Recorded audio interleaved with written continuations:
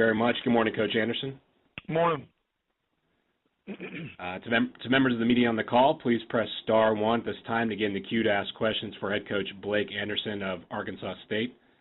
Coach, before we get started with questions, can you give us your thoughts on the last week's game against Central Arkansas and the upcoming game against Georgia Southern?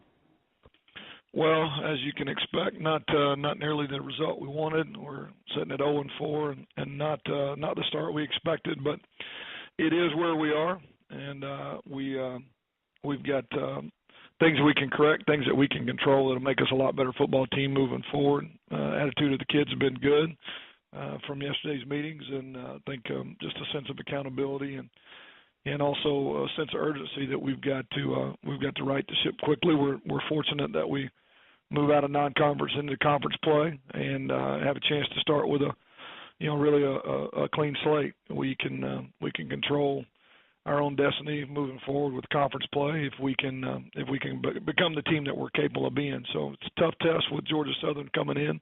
We know they're a really good football team. Watched a lot of tape on them. They're going to be a huge challenge for us, but we get to play them here at home, and we've got a little bit extra time to get ready for it and hopefully correct some things that are plaguing us and keeping us from being a team that we want to be and that we're capable of being. So with that, I'm open to questions. Thank you, Coach. As a reminder to members of the media on the call, please press star one, your telephone's keypad, to get in the queue to ask questions for Coach Anderson. Our first questions come from Luke Matheson of RedWolfReport.com. Hey, Coach, how are you? I'm good, Luke. What you got?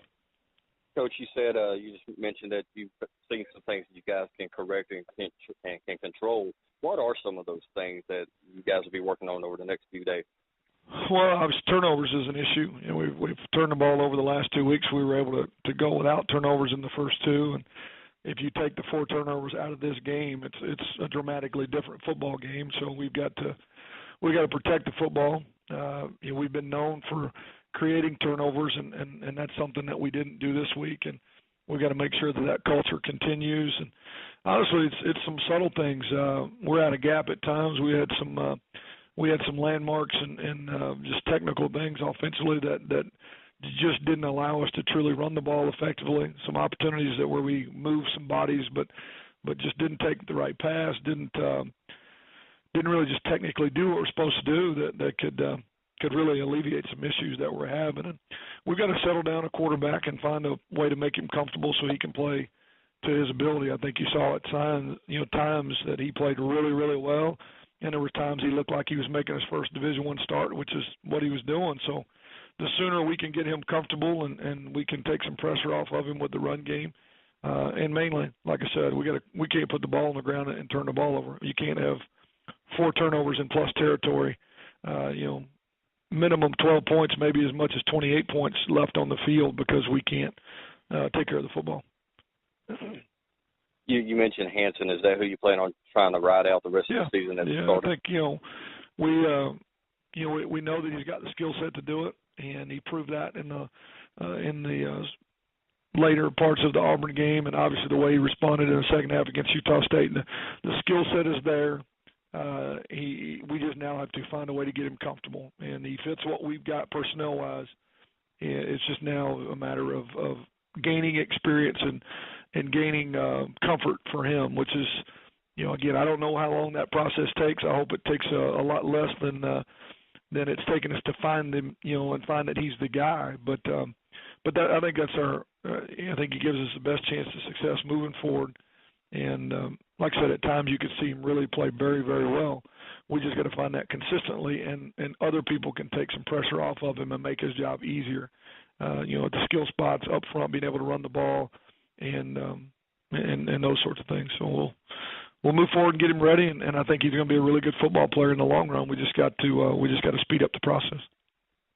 Final question for you: How will the schedule set up for this extra time going into next week, and then plus what's the biggest challenges of the next opponent?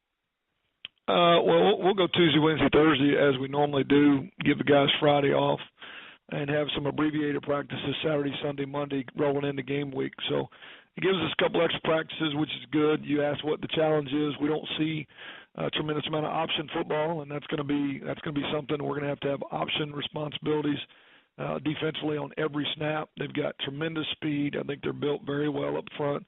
Georgia Southern's always been known and still are as a very physical football team, and so we're going to have to match that and play physical football. But you've got to have somebody for everybody. Somebody you can always have the ball thrown, pitched, given on the dive, or the quarterback can keep it. And if you get in conflict with your assignments, you end up having a guy running free, whether it be a receiver or a quarterback or one of the guys that could carry it. And so that's going to be a challenge. A lot of motions, a lot of stuff that you just don't see every week. We've definitely not seen it going through the first 4 games. Offensively, it's the same. We're our own worst enemy. They're going to be plenty good defensively. We're going to have to win in one-on-one situations. They're going to make you do that. But I think we're still battling ourselves, finding a consistent run game up front by playing technically better than we are and settling the quarterback down and letting him really get into a rhythm. And I think the best thing we can do is play physical up front on the O-line, and our wideouts are going to have to win some one-on-one battles and make the job easier for a quarterback. All right, Coach, appreciate it. Sure.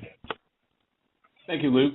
And thank you very much, Coach. That's all the questions we have for you today. We appreciate your time. Thanks.